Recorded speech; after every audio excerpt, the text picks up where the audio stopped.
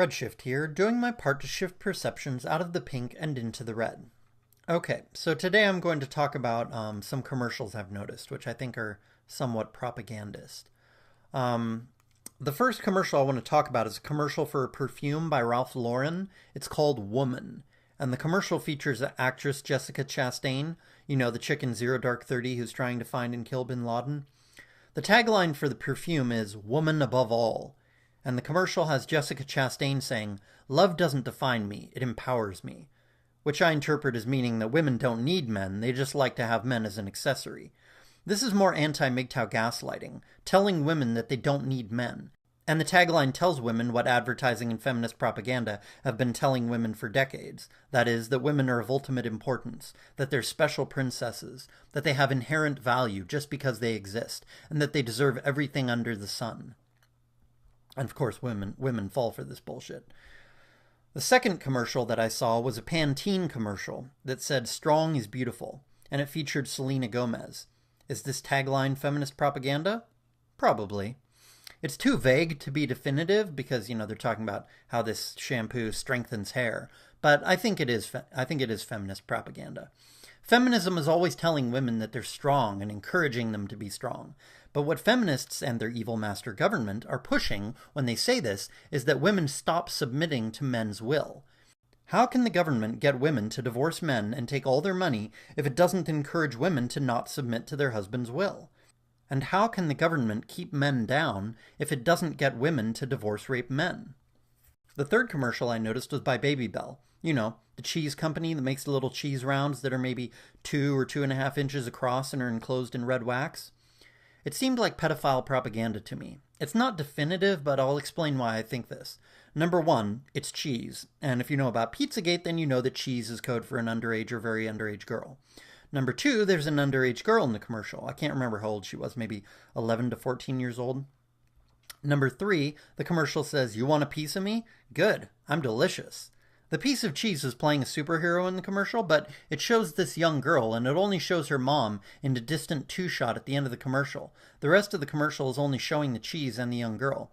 Then the "you want a piece of me? Good, I'm delicious" remark can definitely be seen as possibly having a double meaning that refers to the sexual desirability of the young girl.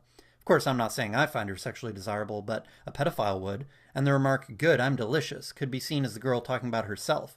After all, the commercial shows the girl's face when it had the cheese saying that. Like I said, it's not definitive, but if you watch the commercial, then you can come to your own conclusions.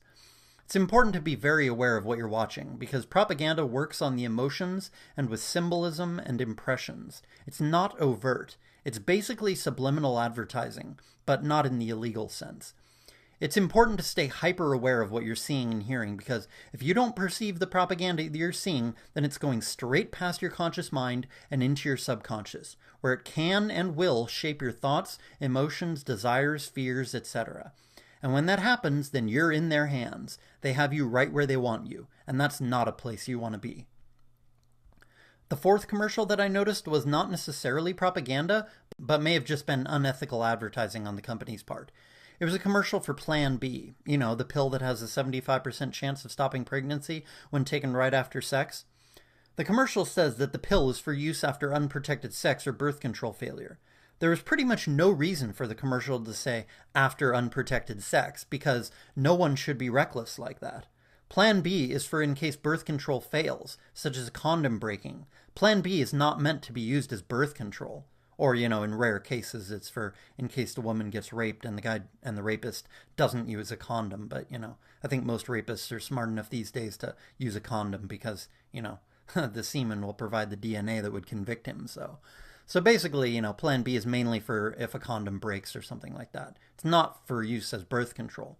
The commercial basically encourages women to be reckless and have one-night stands without birth control and then use Plan B as birth control. Or at the very least, it's telling women that it's okay if they occasionally accidentally have drunk unprotected sex hookups with a guy because she can always just use Plan B afterward.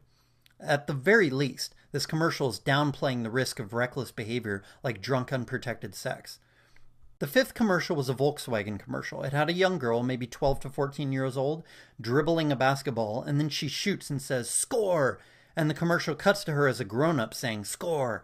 And then there's a less close-in shot, and we see she's in a car dealership, and there's a black guy who says something like, yes, it's a good time to score a great deal on a Volkswagen. Score is a word that people use not just when they make a basket or a goal, and not just when they succeed in getting a good deal, but it's also slang for sex. When someone asks, did you score with Amy? He's asking the guy if he had sex with Amy. So this was clear propaganda pushing that white girls get with black guys. It's subtle, but it's definite. But you can only be convinced of the validity of my interpretation if you watch the Aaron Kasparov video that I've recommended before. The video where he literally shows 45 minutes worth of 15 and 30-second long commercials that show white women with black men. And in probably at least half of the commercials, the white girl and the black guy are a definite couple. They live in a house and have biracial children. So it's definitely a real thing that the elites are pushing right now. If I hadn't seen that Aaron Kasparov video showing all that interracial marriage propaganda in commercials, then I never would have come to an interpretation like this of this Volkswagen commercial. But now that I know their agenda, it's impossible for me to believe that this Volkswagen commercial is anything but interracial marriage propaganda. Again, I wish all the races had equal IQs, and I think all people soon will have equal IQs, or roughly equal, once we make genetic engineering of sperm, eggs, zygotes, etc. a widespread thing that everyone does. And I'm happy about the idea of all races finally being equal. I can't wait. But until then, the elites have the goal of breeding everyone into one race, a race that has a lower IQ than today's whites and Asians do. And these elites want to do this so that they can more easily rule us, with us as their slaves and them as our slave masters. And so since this is their goal, I am opposed to race mixing. I'm not opposed to race mixing because of any kind of hatred or dislike of other races. I don't dislike any race. People cannot be judged on their physical beauty or their IQ. None of us have earned our physical beauty, and none of us have earned our IQ. These things are inborn, and therefore we deserve no praise for these qualities that we were lucky enough to inherit from birth. What we do with our talents, and how moral we live, these are things by which we can judge other people. A person is far more admirable if they live a moral life and do as much with their modest talents as they possibly can achieve. Such a person is far more admirable than someone who is born with every advantage. Very high IQ, lots of talent, tons of charisma, extraordinary beauty, etc., but never does much with his talents and intelligence. People tend to judge others on their beauty, their intelligence, or their charisma, but these things should not be taken into account when judging someone. The main thing you should judge other people on is their character. And even when it comes to that, you should be merciful and compassionate, because people that were raised properly are going to be much more moral than people who were raised very negatively, such as by abusive alcoholic parents in an impoverished environment. The 6th commercial was a Little Caesars commercial. You know, the pizza company. In it, there's a kid sitting in a chair or on a couch, and the kid's dad arrives with a pizza box and wearing a number 1 dad hat.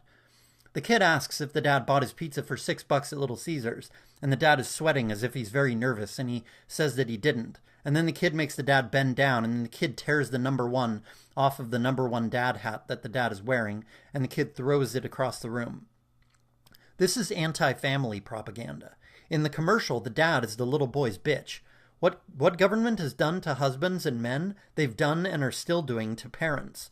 They've taken away parents' authority and are now trying to encourage kids to be the boss of themselves, and for parents to cuck themselves and step out of the way and let kids do whatever the hell they want, and let kids be raised by propagandist school curriculums, teaching disgusting crap like Common Core, which is about brainwashing kids with pro-government propaganda, and let kids be raised by television and by social justice bullshit. The government wants parents to the government and the corporations want the parents to just step out of the way so that they can take over the raising of the kids.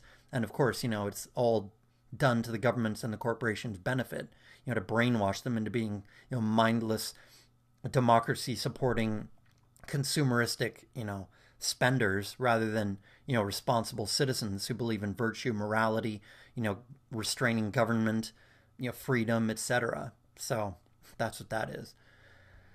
The 7th commercial I wanted to talk about was a new commercial for a yogurt called Oui. The French word for yes.